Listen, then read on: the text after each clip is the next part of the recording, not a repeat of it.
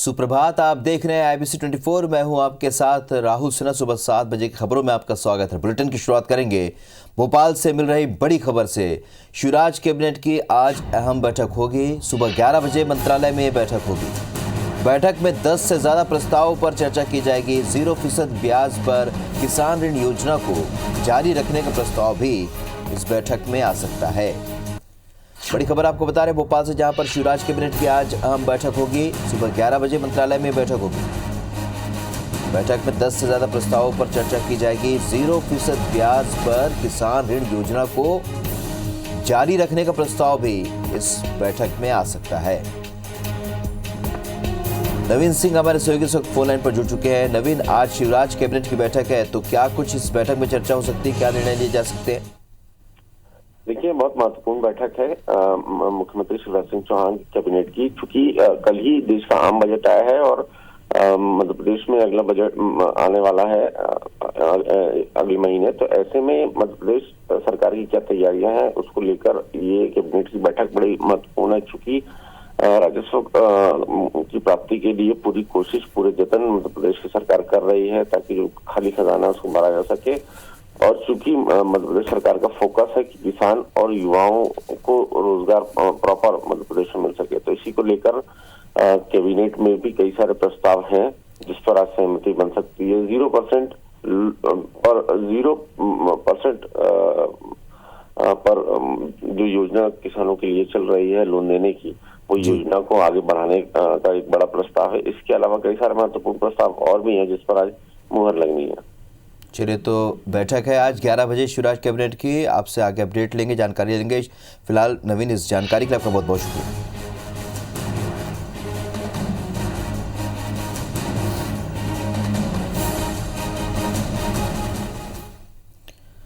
बढ़ते अगर बात करेंगे एक और अहम खबर की। छत्तीसगढ़ के मुख्यमंत्री भूपेश बघेल आज दुर्ग और बेमेतरा जिले पर दौरे पर रहेंगे और सुबह 11:30 बजे रायपुर से भिलाई रवाना हो जाएंगे। 11:50 पर भिलाई के बाजार चौक स्थित चंदूलाल चंद्राकर व्यावसायिक परिसर में पहुंचेंगे। यहां पर सीएम स्वर्गीय चंदूलाल चंद्राकर की पुण्यतिथि कार्यक्रम में शामिल होंगे।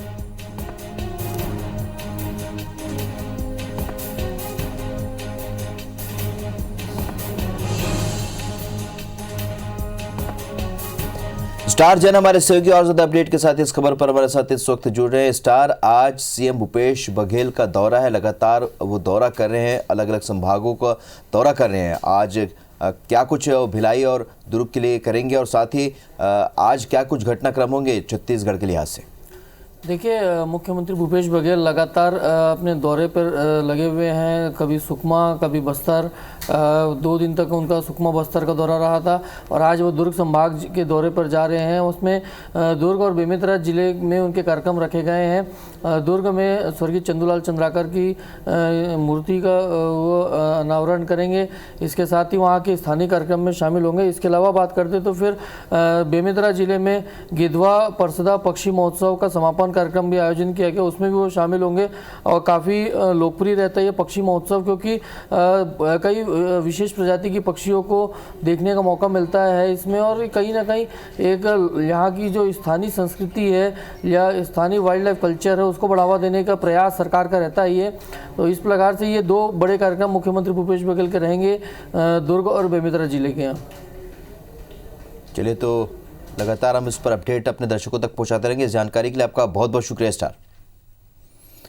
बढ़ते आगे, कोरोना संकट के बीच वित्त मंत्री निर्मला सीतारमण ने मुश्किल वक्त में जनता को राहत देने का आम बजट पेश किया।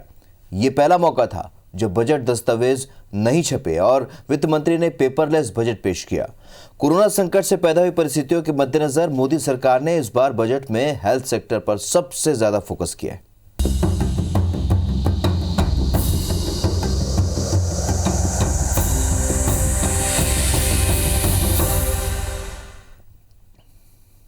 हम आर्थिक स्थिति में भी हम मजबूत हो रहे हैं। ये पहला बजट है, इस नए दशक का ये पहला बजट है। ये डिजिटल बजट है और ये सभी आपके समर्थन से, सहयोग से हो पाया है। वित्त मंत्री निर्मला सीतारमण ने मुश्किल वक्त में जनता को राहत देने आम बजट पेश किया। दशक का पहला बजट 6 स्तंभों पर आधारित है। इसमें पहला स्तंभ है स्वास्थ्य और कल्याण, दूसरा स्तंभ है भौतिक वित्तीय पूंजी इंफ्रास्ट्रक्चर। तीसरा स्तंभ है आकांक्षी भारत के लिए समावेशी विकास। चौथा स्तंभ मानव पूंजी में नवजीवन का संचार। पांचवा रिसर्च और डेवलपमेंट और छठा स्तंभ न्यूनतम सरकार अधिकतम शासन है। हम इस बजट में जिन सिद्धांतों को लेकर चले हैं वो हैं ग्रोथ के लिए नए अवसरों, नई संभावनाओं का विस्तार करना, युवाओं के लिए नए अवसरों का निर्माण करना, मानव संसाधन को एक नया आयाम देना, इंफ्रास्ट्रक्चर निर्माण के लिए नए नए क्षेत्रों को विकसित करना, आधुनिकता की तरफ आगे बढ़ना, नए सुधार लाना। कोरोना वायरस के मद्देनजर इस बार आम आदमी की सेहत का खास ख्याल रखा है मोदी सरकार ने। स्वास्थ्य सेवाओं को मजबूती देने इस बार वित्त मंत्री ने आत्मनिर्भर स्वस्थ भारत योजना का ऐलान किया। सरकार की ओर से इसके लिए 64,180 करोड़ रुपए दिए गए।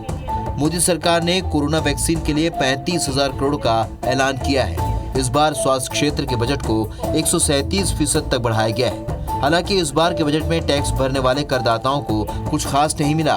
वित्त मंत्री की ओर से आयकर स्लैब में कोई बदलाव नहीं किया गया, जिससे करदाताओं के हाथ जरूर मायूसी लगी है। लेकिन सड़क, रेलवे, मेट्रो और दूसरे आवागमन प्रोजेक्ट्स के लिए मोदी सरकार ने दिल खोलकर सौगात दी है। वित्त मंत्री ने रेलवे को जहां 1.10 लाख करोड़ का बजट दिया, चेन्नई, बंगलुरु, नागपुर और नासिक मेट्रो का विस्तार के लिए भी राशि का प्रावधान किया गया। जबकि सरकारी बस सेवा पर 10,000 करोड़ रुपए खर्च करेगी केंद्र सरकार। वित्त मंत्री की घोषणाओं में बंगाल समेत कई चुनावी राज्यों में होने वाली विधानसभा चुनाव की झलक भी दिखी।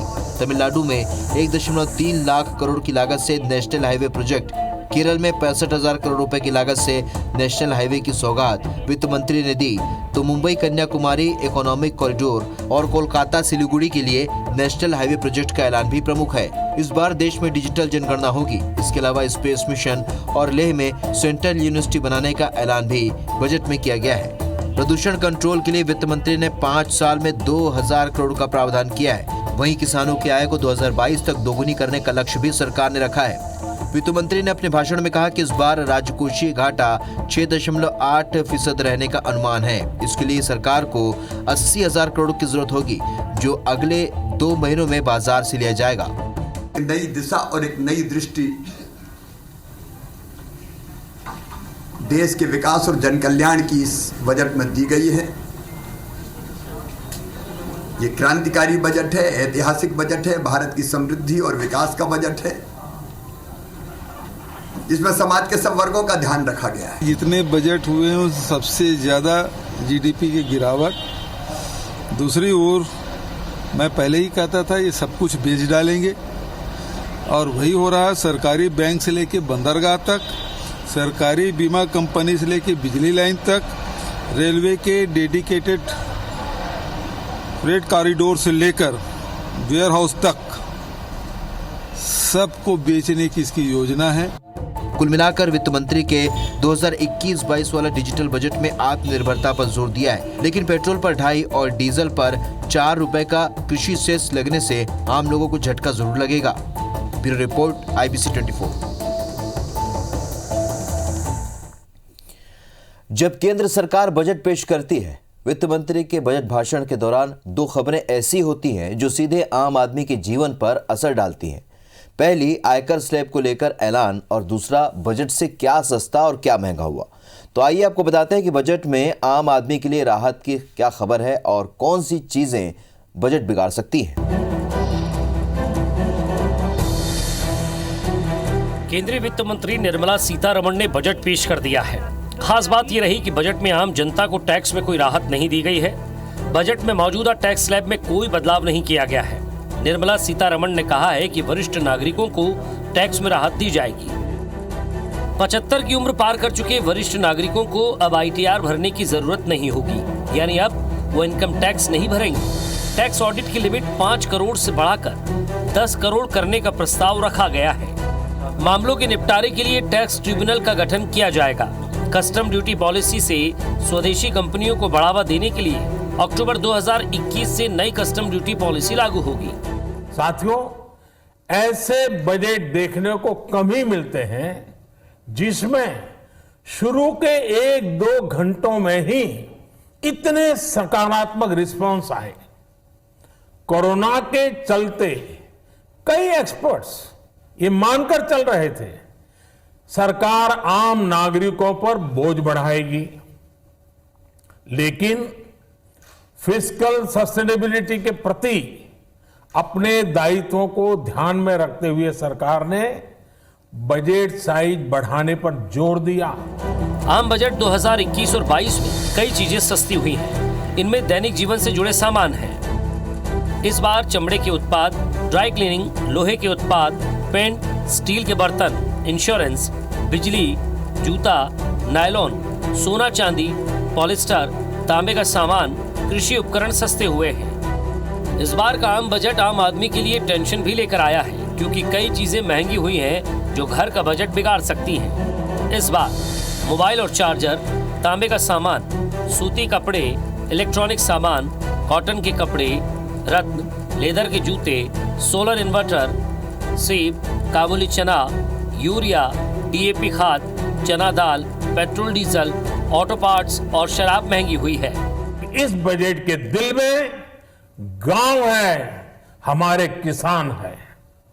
एमएसएमई सेक्टर को गति देने के लिए, रोजगार के अवसर बढ़ाने के लिए इस बार एमएसएमई सेक्टर का बजट भी पिछले साल की तुलना में 2 गुना से ज्यादा कर दिया गया है। साथियों, ये बजट आत्मनिर्भरता के उस रास्ते को लेकर आगे बढ़ा है जिसमें देश के हर नागरिक की प्रगति शामिल है।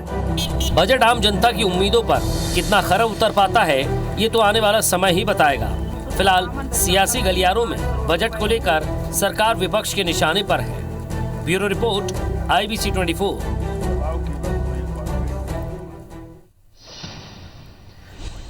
कृषि कानूनों पर विरोध झेल रही मोदी सरकार ने बजट में कृषि क्षेत्र पर खास फोकस किया है।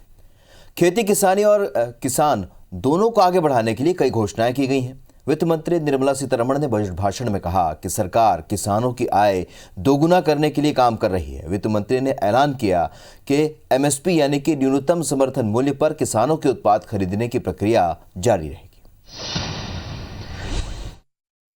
देश में एग्रीकल्चर सेक्टर को मजबूती देने के लिए, किसानों की आय बढ़ाने के लिए बजट में बहुत जोर दिया गया है। एग्रीकल्चर सेक्टर में किसानों को और आसानी से और ज्यादा ऋण मिल सकेगा।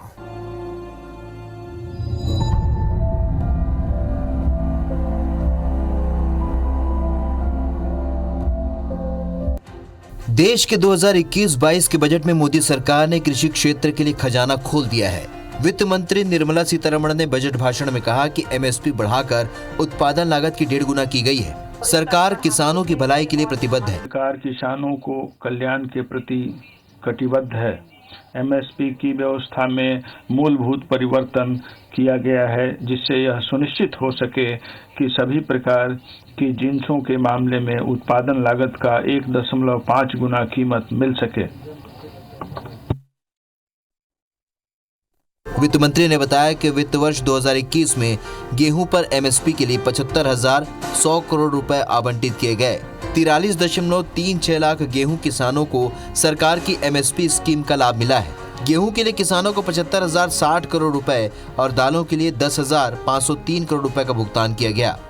धान की भुगतान राशि 1,72,752 करोड़ रुपए होने का अनुमान है। इससे 1,54,00,000 करोड़ किसानों को फायदा होने की उम्मीद है। वित्त मंत्री ने कृषि उत्पादों के निर्यात में 22 और उत्पादों को शामिल करने का ऐलान किया है। साथ ही APMC यानी कि एग्रीकल्चर प्रोड्यूस मार्केट कमेटी को एग्री इंफ्रा फंड के दायरे में लाने की घोषणा की है। वित्त वर्ष 2021-22 में एग्री क्रेडिट के लक्ष्य को बढ़ाकर 16.5 लाख करोड़ रुपए करने की घोषणा की है। बजट में 1000 मंडियों को ई-नाम के तहत लाने की बात कही गई है। 1000 मंडियों को पहले ई-नाम प्लेटफॉर्म से जोड़ा जा चुका है। वित्त मंत्री ने देश में 5 बड़े फिशिंग हब बनाने की भी घोषणा की। साथ ही पशुपालन, डेयरी और मछली पालन के लिए कर्ज की सीमा बढ़ाने की भी बात कही है। वित्त मंत्री ने कहा है कि 2022 तक किसानों की आय दोगुनी करने का लक्ष्य है। वित्त मंत्री निर्मला सीतारमण को संसद में विपक्ष के विरोध का सामना भी करना पड़ा। वित्त मंत्री ने जैसे ही कहा कि हमारी सरकार किसानों के कल्याण के लिए प्रतिबद्ध है, तो विपक्षी दल हंगामा करने लगे। विपक्ष ने किसान आंदोलन की ओर सरकार का ध्यान दिलाते हुए कृषि कानून वापस लो के नारे लगाए। Bureau report, IBC 24।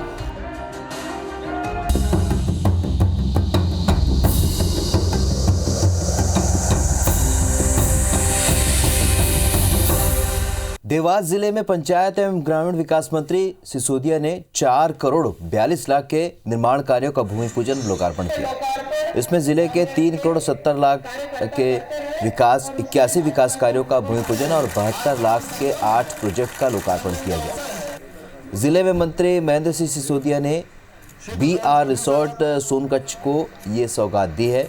लोकार्पण में विधायक गायत्री राजे पवार, जिला पंचायत के अध्यक्ष नरेंद्र सिंह राजपूत मौजूद हैं। मंत्री सिसोदिया ने कहा कि आने वाले 2 सालों में पंचायती राज के माध्यम से मध्य प्रदेश को आत्मनिर्भर बनाया जाएगा। प्रधानमंत्री और मुख्यमंत्री शिवराज सिंह का सपना है कि देश और प्रदेश को आत्मनिर्भर बनाना है। प्रदेश सरकार इस दिशा में लगातार कार्य भी कर रही है। सरकार हर गांव में पंचायती राज स्थापित करना चाहती है। मंत्री ने कहा कि पंचायतों के बकाया बिल, बिजली बिल के लिए वे मुख्यमंत्री से चर्चा करेंगे। श्री बलराम चौधरी साहब। ग्वालियर शहर के मुरार थाना क्षेत्र में एक दलित नाबालिग लड़की के साथ सामूहिक दुष्कर्म का मामला सामने आया है। वहीं पीड़िता का आरोप है कि मामला दर्ज नहीं कराने के लिए उस पर मुरार पुलिस ने दबाव बनाया। लड़की और उसके परिजनों के साथ पुलिस थाने में मारपीट की गई। एसपी के हस्तक्षेप के बाद गैंगरेप का मामला दर्ज किया गया। हालांकि पुलिस ने इन आरोपों को खारिज कर दिया है। दरअसल शासकीय अधिवक्ता ने लड़की के 164 के तहत CGM कोर्ट में बयान दर्ज कराया है, जिसमें लड़की ने साफ तौर पर कहा है कि वो मुरार पुलिस के साथ मेडिकल और अन्य औपचारिकता के लिए नहीं जाना चाहती। इसलिए CGM कोर्ट ने लड़की को CSP RN पचौरी के सुपुर्द कर दिया। घटना को 24 घंटे बीत चुके हैं, उसके बाद भी लड़की का मेडिकल नहीं हो सका है। शासकीय अधिवक्ता का कहना है कि रविवार रात 8 बजे CP कॉलोनी में रहने वाले 2 लोगों ने गैंगरेप किया। जैसे ही घटना की जानकारी मकान मालिक को मिली तो उन्होंने लड़की पर दबाव बनाया, लेकिन लड़की अपने माता पिता के साथ मुरार पुलिस थाने पहुंच गई। गंगा सिंह भदौरिया जी का लड़का आदित्य भदौरिया, तो उसने और उसके एक दोस्त ने लड़की के कमरे के अंदर जाके उस लड़की में धक्का मारा और धक्का मार के उसको जबरदस्ती बलात्कार किया। उसके बाद लड़की बहुत डर गई थी, सहम गई थी और उनने धमकी भी दी कि तू अगर थाने में रिपोर्ट करेगी हम तुम्हें तेरे साथ जान से खत्म कर देंगे। बिलासपुर हाई कोर्ट ने रेप केस के संबंध में निचली अदालतों के लिए आदेश जारी कर दिया है, जिसमें कोर्ट ने कहा है कि रेप केस के आदेश या निर्णय में पीड़िता का नाम नहीं होना चाहिए। इसी तरह रेप की जांच करने वाले पुलिस अधिकारियों के लिए भी दिशा निर्देश जारी किए गए हैं। हाईकोर्ट ने कहा है कि पुलिस अधिकारियों को सीलबंद लिफाफे में सुप्रीम कोर्ट के निर्देश के मुताबिक चालान पेश करना चाहिए। कोर्ट ने DGP और गृह सचिव को कहा है कि SP को सर्कुलर जारी करें कि आदेश का सख्ती से पालन हो।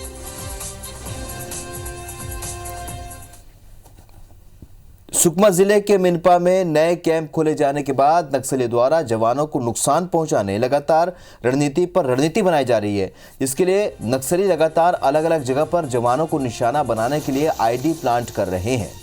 बीते एक हफ्ते के भीतर ही जवानों ने 3 ID बरामद किए हैं। CRPF की 150वीं बटालियन और कोबरा की 206वीं बटालियन के जवान सर्चिंग पर निकले थे कि मिनपा जंगलों में जवानों को नक्सलियों द्वारा ID लगाने का एहसास हुआ। कोबरा 206 बटालियन के डिप्टी कमांडेंट मयंक, CRPF 150वीं बटालियन के कमांडेंट धर्मेंद्र सिंह और द्वितीय कमान अधिकारी सच्चिदानंद मिश्रा के निर्देश पर पूरे इलाके की सर्चिंग शुरू की गई। सर्चिंग में ID लगे होने की पुष्टि हुई तो मौके पर ही BDS की टीम ने ID को ब्लास्ट कर दिया। सुबह 7 बजे की खबरों में फिलहाल इतने, लेकिन ताज़ा अपडेट के लिए आप बने रहिए IBC 24 के साथ और आगे देखिए हमर बानी हमर गोठ। नमस्कार।